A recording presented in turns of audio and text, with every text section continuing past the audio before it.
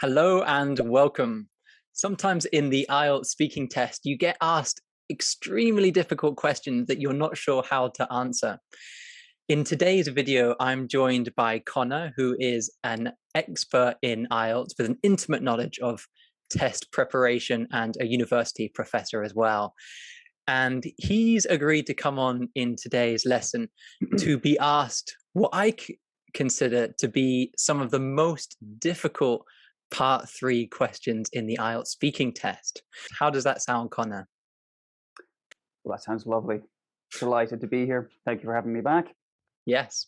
And you'll notice he said, thanks for having me back. If you haven't seen it, Conor and I have already done a IELTS speaking mock test where he got the perfect band 9 score. And you'll find a link to that video below in the description. Now, Conor, you're only going to have 3 seconds to think about your answer. So not long at all. We're very cruel here at English Pro Tips. And you're going to have to answer for 1 minute. So giving All right. quite a long answer to this question. These are going to be similar to part 3 of the IELTS speaking test, okay? So, Conor, could you tell me a number between 1 and 5? 5. 5, okay. So your topic is the environment, a tricky one to get started with, but a very useful topic related to IELTS. Okay, so you're going to have 3 seconds to think about your answer to this question.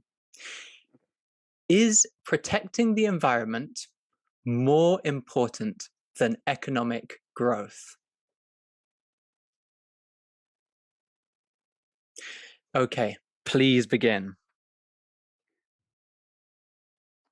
Thank you for the question. I think it really does depend on the context because economic growth will vary, or the importance of economic growth will vary depending on which country you're talking about.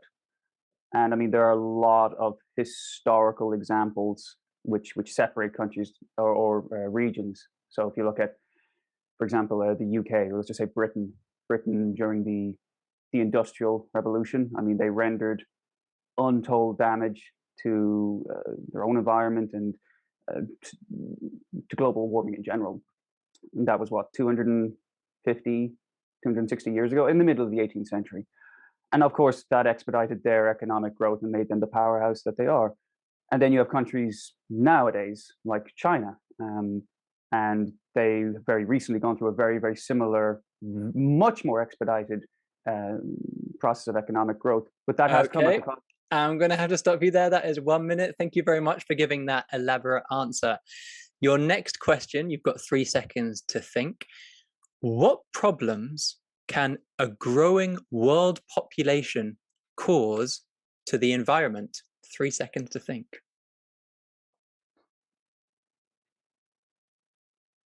Okay, Conor, your 1 minute starts now. Thank you. There are many ways to respond to that. I'll just look at the simple issue of feeding a growing population. I mean, there is only a certain amount of arable land in the world, land which is not used for housing, land upon which crops can be grown in a sustainable fashion. And the greater that the population of the world, for every billion people that is added to the population, I mean, they have to live somewhere. That is the ground. Unless we start interstellar travel, they're going to live on buildings. Buildings are going to be housed, placed on the ground, and that comes at the cost of land which could otherwise be used for generating crops for feeding everybody. So there is a bit of I imagine there's a tipping point at which the population, we're probably already beyond it, to be perfectly honest, beyond Oh, which. okay, Oh, thank you very much. That is your 1 minute. So, Conor, now what we're going to do is look at some of the vocabulary that you used. So the first question was related to is protecting the environment more important than economic growth? So let's look at some of the language that you used here that really impressed me. So the first one is you talked about how it depends on the context. So what did you mean when you said that? well, when something depends on the context, it's not an absolute. You can't like all of these topics. I'm going to presume that all of these topics are going to be very case sensitive. It's going to be very difficult to say with absolute certainty in every single situation that X is the case. Like it's perfectly good or it's perfectly bad. Very few things in life are like that. So the situation of economic growth at the cost of the environment, how we can ethically or morally justify that will depend or uh, will be influenced by what country we're talking about because Yes. each And case is different. I'll just stop you there. So, depend on the context was a great phrase to use. And then what I really liked about your answer is then you went on to elaborate on what context you were referring to.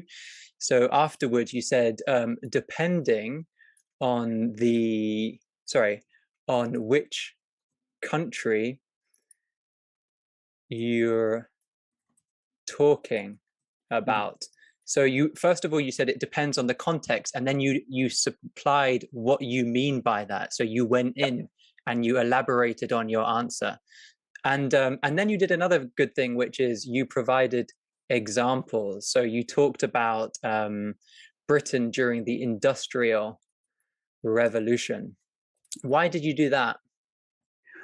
Well, it's funny because when I see you sort of break these ideas down, it's you're essentially going from the general to the specific.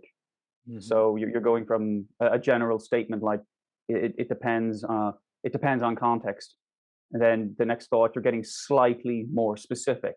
So what context are you talking about? Well, you know, the rightness or wrongness of this sort of calculus, this sacrifice, will depend on what country you're talking about. Getting more specific, and then getting incredibly specific by citing a case study or an example, which is Britain during the Industrial Revolution, providing a bit of information about that, and then contrasting that with China, a modern day example, and explaining that and showing how well, this is an ambiguous situation, or morally and ethically, it's a bit ambiguous.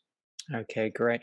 And the But actually, second, sorry if I can just jump across there. yeah. It is interesting to see you break it down like this to analyze an answer like this because it does. Anyone who's taken an academic writing course, the way you're describing this now, when I see it, it's verbally, or rather, it is the verbal equivalent of how you would structure a paragraph in a written essay or in an argumentative essay. You would start with a topic sentence, Mhm. then you would elaborate, get a little bit more specific with that. Then you would provide an example, and you would analyze that example. So it just goes uh, from yeah, more general to very, very, very specific. Yeah, that's right. So, as part of the IELTS speaking assessment criteria, you have fluency and coherence. And a lot of teachers and students focus on what fluency means, but they don't tend to look at coherence in as much detail. And what you're doing there is a very coherent development of an idea. You're saying it depends on the context. This is what I mean by the context, and here's an example. So the examiner will be assessing you for coherence of your ideas as well, which is what you did very well there. All right, let's Sorry, have a certainly, if I can just jump yeah. across there, certainly at the higher bands, when if you're talking about, I mean, is this degree of coherence incredibly important at a band six, like more so than fluency? Arguably not.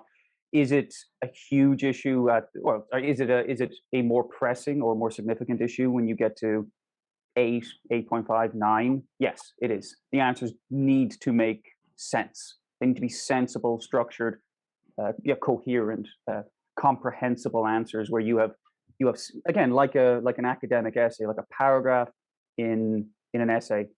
The ideas are synthesized. They're connected very smoothly. A leads to B, and B leads to C, and C leads to conclusion D, for example.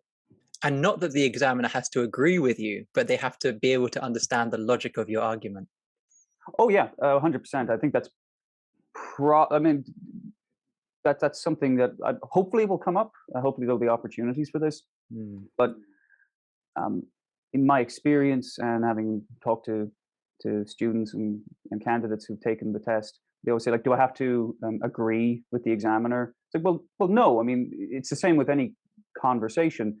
there are many times where you might disagree with what you're being asked, or you might have a different interpretation of what the question is. As long as you speak coherently, and intelligently and intelligibly on the topic, that's perfectly fine. I mean, you're free to take the topic in a relevant direction. Mm. Yes, that makes a lot of sense. So the second question that I asked you was related, it was a tricky one as well. It was what problems can a growing world population cause to the environment? And so there's a few things here. This is one of the first things you said, the simple issue of feeding a growing population. So to begin with, I quite like I asked you what problems are there, and you immediately used a synonym. So instead of saying, well, there's some problems, you changed the word problem to issue, which is a Mm. synonym of problem in this context.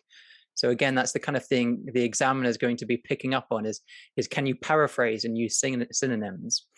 And then taking a word like food and then changing it into a part of speech like feeding, which is less common, also shows high level vocabulary. And you also did this a little bit later on when you talked about how people need to be housed. So housed is a verb meaning to be put into houses. But we often hear house as a noun, as where you live. So again, that's the kind of thing that shows an ability to use less common vocabulary. You're taking a simple common word and you're using it in a different part of speech in a less common sense of the word. So that's the kind of thing that's going to help you get a high score for lexical resource as well. Thank you. And then there's also little things like the grammar that you use. Crops can be grown. So again, this is instead of saying you can grow crops or people can grow crops, crops can be grown is an example of the passive, which would, if used correctly, would be counting towards your score for grammatical range and accuracy. And then you also finished off with a very nice idiomatic term. You talked about the tipping point. What is the tipping point, Conor?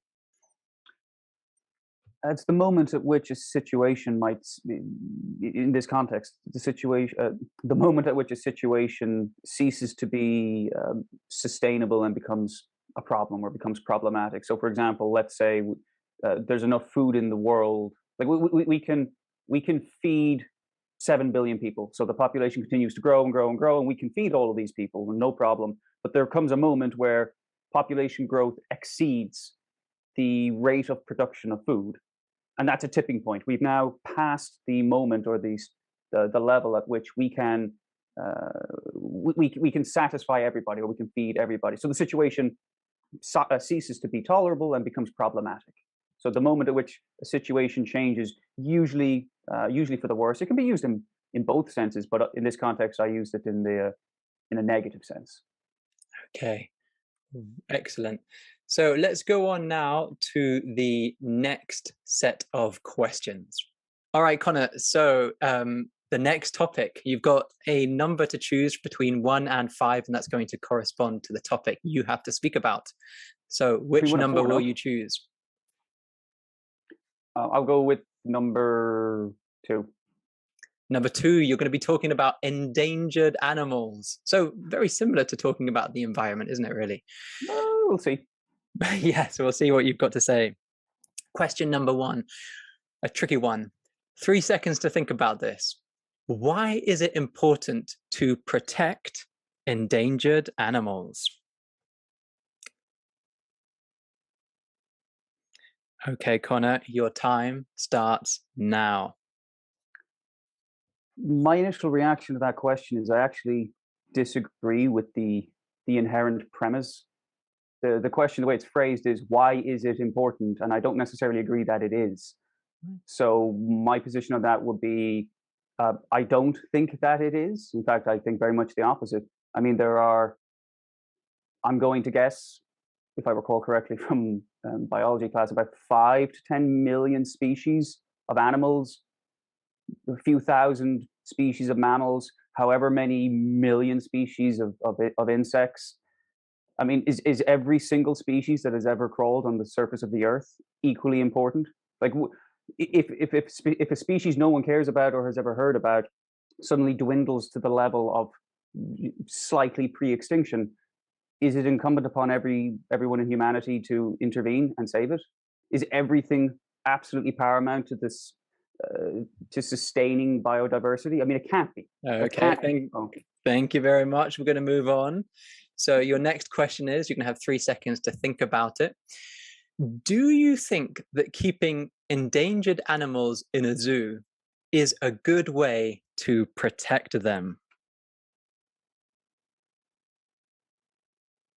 Now that I know that you don't necessarily want to protect endangered animals, you're yeah. still going to have to answer this question and speak for 1 minute. Your time starts now. Again, it depends on what we mean by protect. Not to be a contrarian, but I will take an interesting example. So if you, pandas are on the verge of extinction, from what I understand. But the thing is, and they're housed in conservations and in zoos. But from what I understand, those creatures are almost extinct for a variety of reasons, not all of which are man-made. From what I know about the mating habits, which is probably oddly more than most people do, pandas are very, very selective breeders. So you could put a bunch of pandas in a similar space, even in their natural habitat, and they might not procreate. So some creatures go extinct whether whether they're in the process of being protected in a zoo or in a conservation or in the wild. So no, I would say depending on the species, keeping them in a zoo will do or may not actually have the desired impact. Thank you. Okay, let's look at some of the language that you've used when talking about endangered animals. When I asked you the question about why is it important to protect endangered animals, you said that you disagree with the premise. What did that mean? It means that the grammatically and intellectually, the question was, Connor, explain to me why we need to. So the question by definition meant that I had to agree with it, and that my answer had to conform to the question that the examiner had asked. So Connor, explain to me the yes, explain to me the affirmative, all the good reasons we should do this. And by definition, that meant that 50% of all the possible answers are closed away, closed off from me. And for that reason, it's like, well, personally, I don't agree, but Mm. also grammatically, I disliked the way the question was asked. And again, that is an interesting example because you did ask, if I recall correctly, you did mention, however many minutes ago when we were talking about the last topic about disagreeing with the examiner. Now, of course, you're not disagreeing with the examiner in this situation. The examiner, they're just doing their job. But you are able to repackage or sort of like rephrase the question or approach the question in a way like this, where you're still talking about the topic, but it's not exactly grammatically what you were asked. Because again, that question asked for a positive answer, and I don't agree. I want to provide a negative answer. Mm. So in the English Pro Tips Facebook group the other day, one of the members said, "What do I do when the examiner asks me silly questions?" Do you think this would be a kind of good approach on what you can do when the examiner asks you silly questions? Well, again, I would.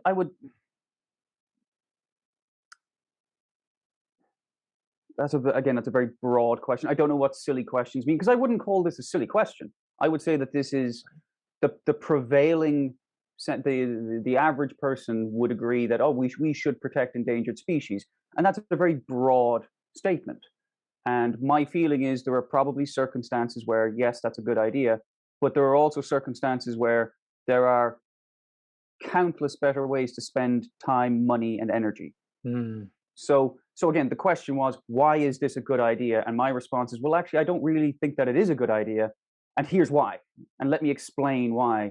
Mm. And I mean, I'm sure there are silly questions or ways in which a question might be asked that sounds silly. So yeah, this strategy, if it is a strategy, um, I imagine could apply. But again, I would need an example of what the silly question is. Right. Okay. Yeah, Yeah. So for well, example, like part one, have you ever written with a pen? I mean, yeah, that is a goofy question, but part one and part three are very different contexts. Mm. And so doing what you're doing there, saying what you disagree with the premise, is something that's more likely in part three than part one. Oh, yeah, 100%. Okay. Now you also used the word species, and I think that's a good word to use because it shows topic-specific vocabulary. So in talking about endangered animals, when I hear a word like species being used accurately, I can identify as someone who knows a lot about IELTS as you're able to talk about this topic. You've Mm. got the vocabulary that you need to explain your ideas on endangered animals. So you're not just constantly talking about animals, animals, animals. You're using other words like species, and that gives me evidence that you can talk about this topic fluently. You also said this. You kind of had a rhetorical question, and maybe you can explain what that is. Is protecting every species totally paramount? So what's that about? That's nice. Well, again, I've taught courses in rhetoric, so yeah, you've identified exactly what that is.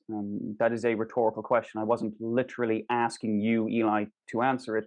I was using it as a specific point in the conversation to illustrate a key point which I am about to make. So by asking that question, I'm engaging you in the conversation, but even though I'm not actually asking for your answer, but you can see where I'm going with the rest of my answer there, Mm. because I'm demonstrating in a single sentence why my entire position, which is protecting every single species that has ever existed, is important, really.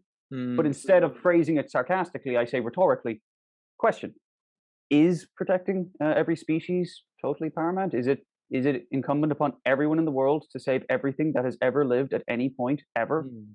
I don't think so, and here is why. Yes, and you did also use this word paramount. Now many people won't know what that means. What does paramount mean? Incredibly important. Incredibly important, yeah.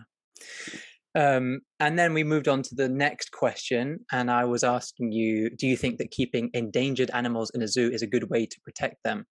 Mm. And you said you used this phrase, on the verge of extinction. What does that mean? About to go out of existence, about to disappear from the world, Mm. like the dinosaurs went extinct. Mm. Yeah, so on the verge means like right before, no, Yeah, about yeah, to about something's about to happen. So it's on the about to verge of happen. Yeah, it extinction. is imminent. It's imminent, yeah. So great language to use there. I also like to this as well. Variety of reasons. Just as Mm. a kind of quite a simple collocation, but a useful collocation. I Mm. agree or I disagree for a variety of reasons. And then you elaborate on what those are. So Mm. variety of reasons is a very useful phrase, a good collocation. You also said procreate. What's procreating, Connor? Uh, is this age restricted? It's not age restricted. It's, making babies. Making babies, yes. And so it's a kind of Eli, when two people love each other. yeah.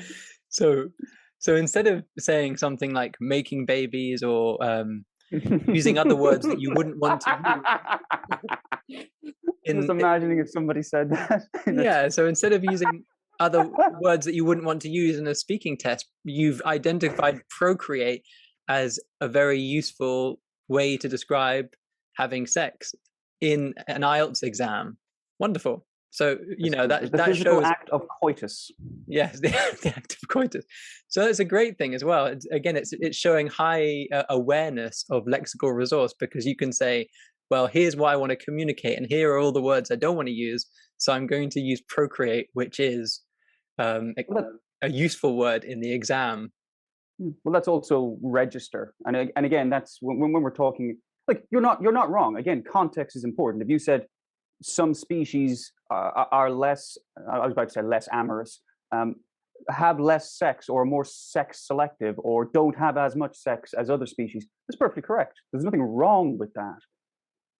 However, again, when you get to like eight and bands eight and higher, you might be more aware of register and tone. And okay, well, maybe I don't want to, use certain language in this context. It's not wrong, but if you say, some animals don't want to procreate, okay, is that more sophisticated, less sophisticated, or as sophisticated?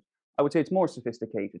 Doesn't mean either is right or wrong. They're both correct, but one is a little bit more sophisticated, a little bit more academic.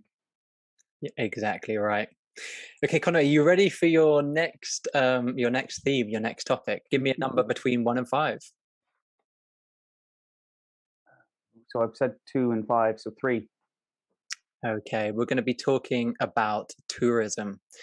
Oh, lovely. Okay.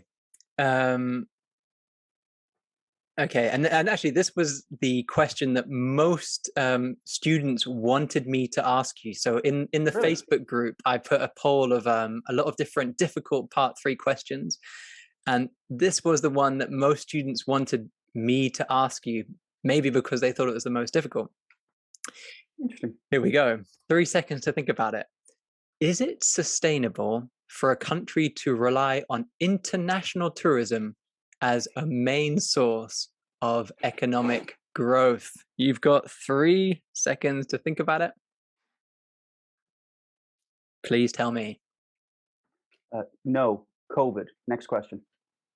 No, I mean, if countries have learned anything in the last 2+ years, it is the perils of basing a huge portion of your economy on something which can be interrupted so very easily.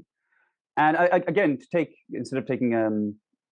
an example, if you look at Barcelona, the football club Barcelona, probably the city as well, but certainly Barcelona, the football club, they're about to close business. They're about to cease to operate because of their enormous debt, the vast majority of which has been accumulated during the COVID pandemic, because there was a huge reduction in tourism around the world, but certainly to Barcelona, and a huge amount of their revenue was generated through ticket sales, which again came through tourism, through people visiting Barcelona. And one of the biggest things to do in that city is to go to Okay, thank you Camp very Nou. much.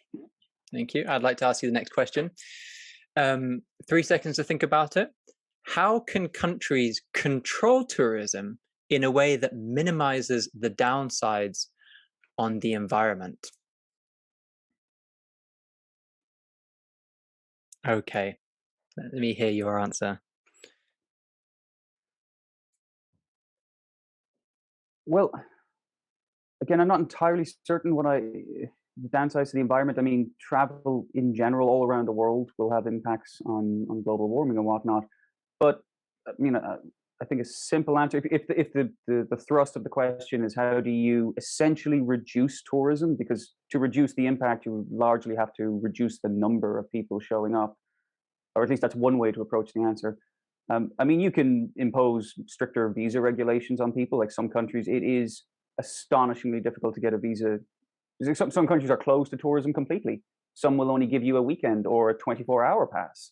Sometimes countries like Saudi Arabia, I believe you have to, if you're disposed towards traveling there, you have to go in a group. It's incredibly complicated. You can't just individually show up at the border and have a stamp placed in your passport. So, I mean, there are mechanisms for reducing the volume of tourism and thus, by extension, the impacts on the environment. Okay, thank you. Right, let's look at some of the language that you used. You started the first question off by saying, if countries have learned anything. Um, Now, this is an example of a conditional sentence, Mm. and conditional sentences by their very nature are considered complex grammar because they involve a subordinate clause, so they're seen as a complex sentence. So often, what you'll find is if you say the word "if," an examiner may well be kind of leaning in a little bit and really paying attention to whether you can use conditionals correctly, because it's such an easy way to say yes, this student can use advanced grammar, or the student has advanced grammar but they can't use it accurately. Mm. So obviously you did use this accurately, and Cool. I just wanted to point that out. Thank you. And what is actually interesting about that is, though you're correct in that it's a It's a conditional, so it's an element of grammar. The function of that was actually a discourse marker. I was using that as a preface or as a starting point to my main idea.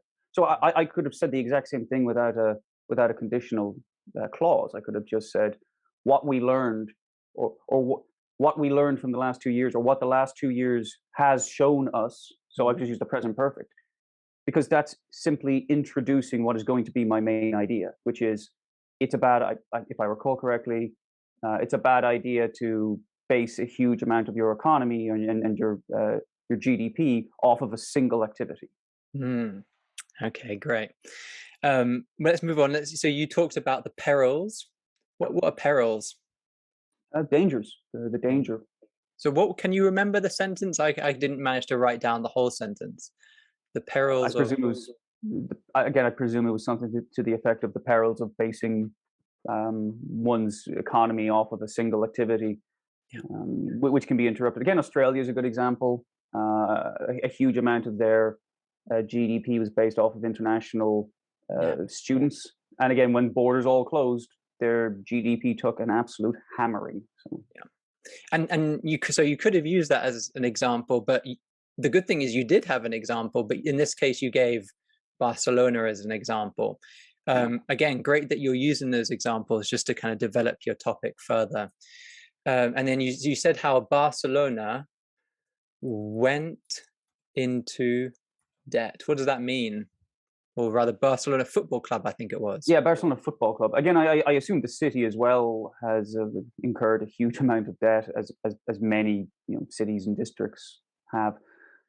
But yeah, the club Barcelona FC, they were they so all sorry side note, all clubs, all football clubs operate with debt. All businesses operate with some amount of losses. But the point is that they're at the same time generating revenue. They're generating money. They're making money. And when travel ceased, when you couldn't sell tickets, people couldn't go into the stadium anymore.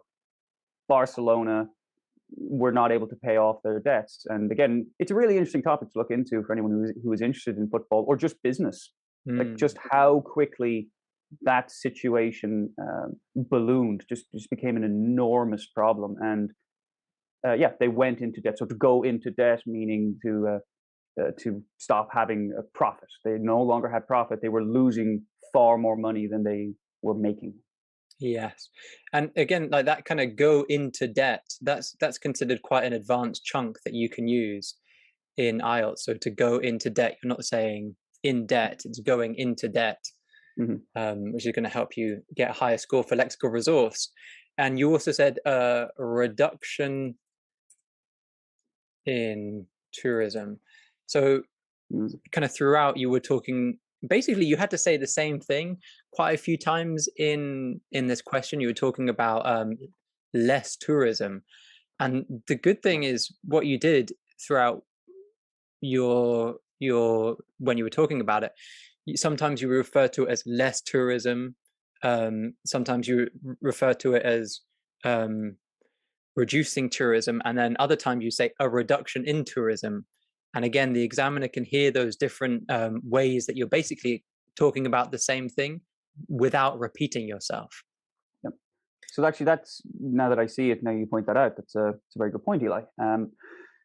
That's very. I don't know if that's a strategy, but I do know that one of the things I teach in class is when students are, if they're going to write an essay on a topic, sorry, if they're writing an essay on a very specific topic, um, and like let's say it is Barcelona Football Club and they went into debt, and you have to discuss all the reasons why.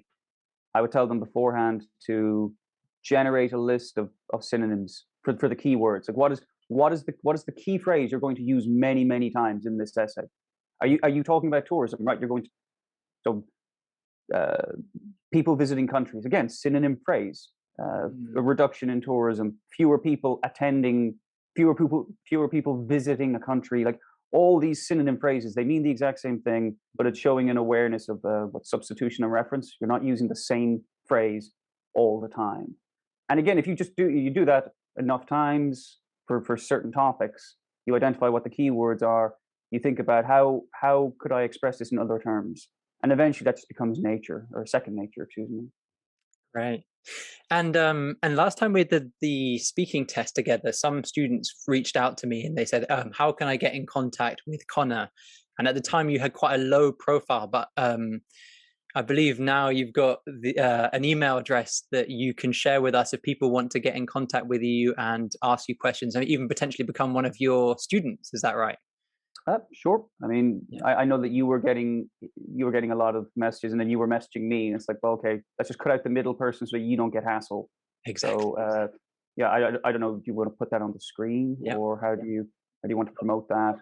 Your emails there, and I'm sure people are going to be interested in finding out about your methods of teaching, and Sure. Well, particularly, people who are aiming for that kind of band 8 and band 9 score in speaking and writing, which I believe is your specialty.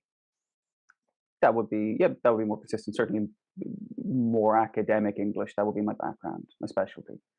And Cool. again, if anyone does, if those two people do email me, I'll try and respond as quickly as possible. But bear with me, I do have other responsibilities as well. But I'm always happy to help.